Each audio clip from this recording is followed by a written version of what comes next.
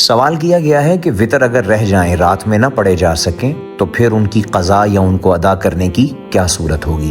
دیکھیے، اگر آپ فجر صادق سے پہلے وطر نہ پڑھ سکیں، فجر صادق وہی وقت ہے جس وقت میں اذان فجر ہوتی ہے، یعنی فجر کی نماز کا باقاعدہ وقت شروع ہو جاتا ہے، یہاں پہ نماز وطر کا وقت ختم ہو جاتا ہے، اس کے بعد وطر نہیں ہے۔ تو ظاہر ہے آج کل اگر آپ کے پاس گھڑیاں ہیں اور وقت معلوم کر سکتے ہیں، بہت آسان ہے، اور انٹرنیٹ پہ بھی ٹائم اویلیبل ہے، تو فجر صادق شروع ہو گئی، اب آپ وطر نہیں پڑھیں گے، یا آسانی اگر آپ کو حاصل ہے تو یہ نہیں ہے، تو پھر دوسری صورت یہ ہے کہ اذان سنتے ہیں تو اس کا مطلب ہے وطر کا وقت ختم ہو چکا ہے۔ تو اب آپ نے اگر وطر پڑھنے ہیں تو آپ نے طلوع آفتاب کے بعد پڑھنے ہیں۔ ظاہر ہے کہ ابھی نماز فجر ہوگی، نماز فجر کے بعد طلوع آفتاب تک آپ کچھ نہیں کریں گے، یعنی آپ نوافل کا ممنوع وقت ہے یہ۔ تو اس کے بعد آپ اشراق کے بعد آپ اپنے وطروں کو پڑھیں گے، اور پڑھنے کا طریقہ یہی ہے کہ آپ جفت بنا لیں گے۔ رات کی نماز کو طاق بنایا جاتا ہے، دن کی نماز جفت ہوتی ہے۔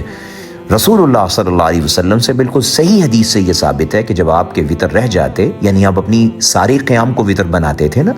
تو جب آپ 8 رکعتیں پڑھتے تھے، 3 پڑھ کے اس کو وطر بنا لیتے تھے، یا 12 پڑھتے تھے تو 1 پڑھ کے آپ اس کو 13 کر کے وطر بناتے تھے۔ حضور کا معمول تھا رات کی نماز کو وطر بنانا۔ تو جب آپ کی رات کی نماز رہتی تھی تو معنی یہ کہ پوری رہ جاتی تھی، یہ نہیں ہے کہ وطر علیحدہ کیا، قیام علیحدہ کیا۔ قیام اور وطر کو تقریباً اکٹھا کر کے حضور کی سنت ہوتی تھی۔ اگرچہ یہ 2 نمازیں ہیں لیکن اکٹھی ادا ہوتی ہیں، دونوں ایک دوسرے کے ساتھ بڑی ملی ہوئی ہیں، اور اصل میں وطر کی غرض و غایت بھی یہی ہے کہ وہ آپ کی جو قیام کی نماز ہے، جو آپ کا قیام ہے، جو آپ کی رات کی نماز ہے جسے آپ تہجد کہتے ہیں،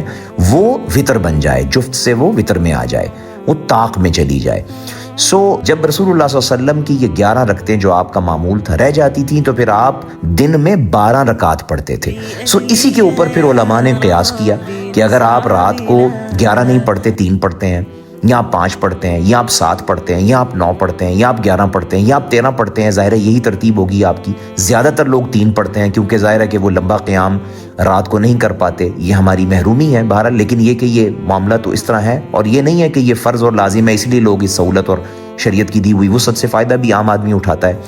اس کو کیا کرنا ہے کہ اب جفت بنانا ہے حضور کی سنت کے مطابق۔ اگر وہ 3 پڑھتا ہے اور اس کے رہ گئے اور وہ نہیں پڑھ سکا، نماز عشاء پڑھی اور اس کے بعد وہ سو گیا، فجر صادق تک اس کی آنکھ نہیں کھلی، یا کھلی تو وطر پڑھنے کا موقع نہیں ملا، تو اب وہ یہ کہ اگلے دن طلوع آفتاب کے بعد زوال سے پہلے یہ سارا وقت ہے اس کے پاس، اس میں وہ 3 کو 4 بنا کر پڑھے گا، تو وہ 4 رکعتیں پڑھے گا 2 کر کے۔ اگر وہ 5 پڑھتا ہے تو 6 پڑھے گا، ٹھیک ہے، 2 کر کے۔ اگر وہ رات کو اس کی عادت ہے 7 پڑھنے کی تو اس کو 8 کر لے، اگر وہ عادت ہے 9 کی تو 10 کر لے، 11 ہیں تو وہ 12 کر لے، جیسے بالکل پیور حدیث ہے، حضور کی حدیث ہے صلی اللہ علیہ وسلم کہ آپ چونکہ 11 پڑھتے تو اس کو 12 کر لیتے۔ تو یہ بالکل ٹھیک ہے۔ آپ کے سوال میں جس عالم کا بھی حوالہ ہے، جنہوں نے یہ مسئلہ بیان کیا، انہوں نے ٹھیک بہترین حدیث کے مطابق بیان کیا ہے، اور اس کے اوپر عمل کرنا چاہیے۔ اگر رہ جائیں تو اس طرح سے اس کو ادا کرنا چاہیے۔ واللہ اعلم بالصواب۔